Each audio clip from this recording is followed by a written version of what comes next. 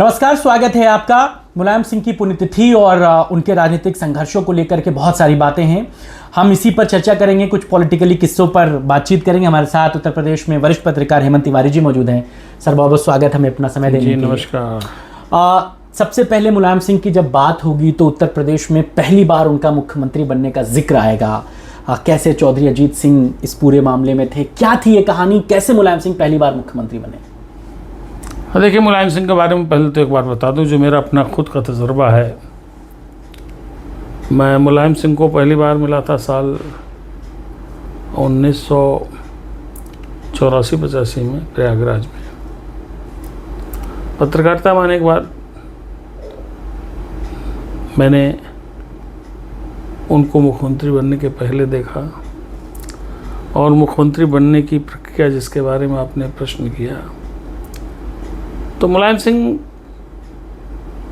ज़मीन के नेता रहे हैं, ज़मीनी तरीके से सोचते थे और ज़मीनी तरीके से काम करते थे। बहुत ज़मीनी डेमोक्रेट थे। और संजोग देखिए कि साल 89 में जब इस देश में कांग्रेस और गांधी परिवार के युग का एक तरीके से अवसान हुआ, तो दिल्ली में चीज़ें बदली, उत्तर प्रदेश में भी चीज़ें बदली। जनता ने मैंडेट दिया अपोजिशन को। इसमें कोई दो राय नहीं कि अपोजिशन के उस वक्त सबसे प्रमुख नेता मुलायम सिंह यादव थे। जनता दल के अपोजिशन मतलब जनता दल, अपोजिशन जनता दल एक था। कांग्रेस की सरकार गई थी, और जब मुख्यमंत्री बनने का मामला आया तो बड़ी खींचतान शुरू हो गई। अजीत सिंह अपेक्षाकृत राजनीति में नए थे और मुलायम सिंह राजनीति के पुराने पहलवान थे। दिल्ली की सीधी दिलचस्पी उत्तर प्रदेश में थी और दो खेमे हो गए थे। वो स्थिति नहीं थी कि, लेकिन हाँ, वो स्थिति नहीं थी आज जो दिल्ली की होती है कि दिल्ली पहले नाम बता देता है, उस नाम की पर्ची चली जाती है, विधायक दल की बैठक हो जाती है और उसमें वो नाम तय कर दिया जाता है, विधायकों की सहमति उसमें हो जाती है। उस बार तो बाकायदा ये हुआ कि विधायक दल में प्रॉपर तरीके से वोटिंग होगी। और मुलायम सिंह इसमें मुलायम सिंह ने लगातार, मुलायम सिंह का आदत रही है, मुलायम सिंह पर्सनल रिश्ते बहुत अच्छे तरीके से बनाते थे और बहुत अच्छे तरीके से निभाते थे। अच्छा।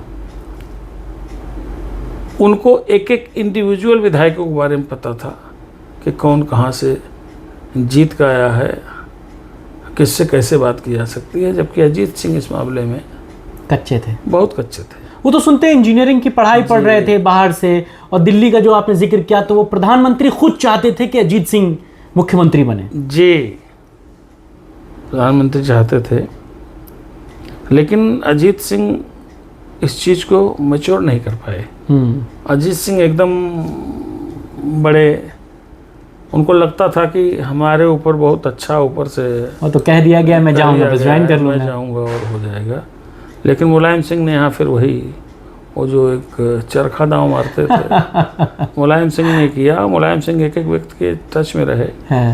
मुझे तो याद है कि जब मुलायम सिंह मुख्यमंत्री पद के लिए चुन लिए गए, तब तो हालात दूसरे होते। तब तो आप 5 KD जो ऑफिशियल रेजिडेंस है मुख्यमंत्री का, उसकी तो इतनी लंबी प्रक्रिया है कि कॉमन आदमी को महीनों लग जाए। हमको, आपको भी, पत्रकारों को भी बहुत तमाम ऐसे रास्तों से गुजरना पड़ता है। पहले यहाँ नाम लिखाइए, फिर मैसेज करवाइए, फिर ये हो, फिर ये हो। वो भी आपकी वहाँ तक है, वरना यहीं जो चौराहा है यहीं से देखते रहिए, सामने मुख्यमंत्री घर है। उस ज़माने में कुछ नहीं होता था, स्कूटर हम लोगों का चला जाया करता था, मोटरसाइकिल चली जाती थी मुख्यमंत्री के दरबार। यही 5 कालिदास मार्ग, यही 5 कालिदास मार्ग यही था। हाँ। और ऐसा नहीं है, मुख्यमंत्री बनने के बाद मुलायम सिंह यादव भी इतना ही लिबरल तरीके से लोगों से मिलते थे जी। मुझे याद है कुछ सीनियर जर्नलिस्ट हुआ करते थे हम लोगों के, जो शाम को जिनकी लैंडलाइन फोन हुआ करता था, उनकी बातचीत होती थी। हाँ, मुख्यमंत्री खुद फोन मिला कर बात करते थे बहुत से पत्रकारों को कि बताओ क्या छाप रहे हो। हाँ, और इतना लंबा एक्सरसाइज नहीं करनी पड़ती थी मुख्यमंत्री से मिलने के लिए। हाँ। फिर क्या हुआ? जाइए मेहता साहब है, मेहता साहब के यहाँ बता दीजिए, मेहता साहब मैसेज कर देंगे, टाइम मिल जाएगा। खैर, मुख्यमंत्री जब बने मुलायम सिंह यादव, तो चूँकि जो विधायक जीत के आए थे उसमें भी अलग अलग खेमों के अलग अलग लोग थे, और जिन जिन ने ऊपर से मदद की थी सबको अपने अपने लोगों को मंत्री बनाना था। मुलायम सिंह यादव को भी देखना था कि कौन कितना सक्रिय रहा है। मंत्रिमंडल का गठन वगैरह हो गया, और मुलायम सिंह ने, हालांकि मुलायम सिंह की वो सरकार काफ़ी विवादों में रही, लेकिन मैं एक बात आपको बता दूं कि ये वही कालखंड था उत्तर प्रदेश की राजनीति का जिसने वो सारे पारंपरिक जो रवायतें थी और जो सोच थी उसको बदल दिया। इसके पहले अधिकांश समय तक कांग्रेस की सरकार रही, उसी का अपने हिसाब से चलती रही, उसका अपना एक वोट बैंक हुआ करता था। अगर आप 77 में जनता पार्टी से हार की बात छोड़ दें तो कांग्रेस की सरकार बीच में 1-2 बार संविधान सरकार वगैरह बनी, वरना तो फिर कांग्रेस का ही पूरा रजीम रहा आज़ाद भारत, आज़ादी के बाद से लेकर तब तक। लेकिन वो कालखंड इसलिए मैं महत्वपूर्ण मानता हूँ मुलायम सिंह का। महत्वपूर्ण क्या, उत्तर प्रदेश की आज की जो राजनीति देख रहे हैं, दरअसल इस मुलायम सिंह का मुख्यमंत्रित्व काल जो उत्तर प्रदेश का रहा, राष्ट्रीय स्तर पर 2 बड़ी चीजें देखी गई। एक तो मंडल, दूसरा कमंडल। कमंडल मतलब अयोध्या। मंडल कमंडल की राजनीति का वही कालखंड रहा इस राजनीति के शुरू होने का। उधर मंडल कमीशन की रिपोर्ट को लेकर के राष्ट्रव्यापी जो कुछ हुआ ये सब ने देखा, अब इतिहास का हिस्सा हो चुका है, बड़ा दुखदाई। और इधर अयोध्या में राम मंदिर को लेकर के जो आंदोलन शुरू हुआ, वह काल उसका एक चरम काल था। उसके बाद क्या बचा? उसके बाद तो कल्याण सिंह की सरकार आई और बाबरी मस्जिद विध्वंस हुआ, जिसको बाबरी मस्जिद की शहादत कहा था। तो वहाँ से 2 चीज़ें मुलायम सिंह यादव ने पकड़ी मुख्यमंत्री बनने के बाद, एक कमंडल, एक मंडल। कमंडल में वही कमंडल का कालखंड था जिसमें अयोध्या में कार सेवकों पर फायरिंग, कितने लोगों का मरना, ये सारी घटनाएं हुई। और उसके बाद मुलायम सिंह यादव को मुसलमानों का मसीहा यानी माना जाने लगा, उनका नाम दे दिया गया मुल्ला मुलायम सिंह। आपको लगता है कि ये जो अयोध्या वाला इंसिडेंट आप जिक्र कर रहे हैं, ये मुलायम सिंह की उस वक्त की सरकार की असफलता थी जिसे वो मैनेज नहीं कर पाए? बिल्कुल, मैं तो इसी दृष्टि से इसको देखता हूँ। मुलायम सिंह यादव अगर चाहते, उनका सिस्टम अगर चाहता, तो उस स्थिति को अवॉइड किया जा सकता था। हालांकि अगर मुझसे कोई पूछे तो मैं तो ये भी कह सकता हूँ कि जब बाबरी मस्जिद ढही, उस स्थिति को अवॉइड किया जा सकता था। कई बात करूँगा आपसे बहुत खुल करके, बहुत इत्मीनान से, वहाँ के घटनाओं का गवाह रहा हूँ।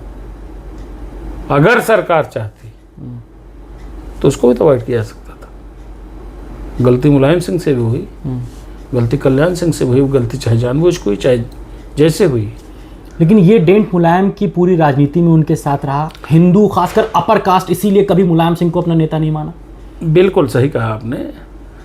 उसका दूसरा कारण था। एक तो जो काम आज अखिलेश यादव कर रहे हैं, 2024 में क्या आपने देखा? 2024 में अखिलेश यादव ने विशुद्ध रूप से अगड़ा बनाम पिछड़ा की राजनीति की, कामयाब रहे।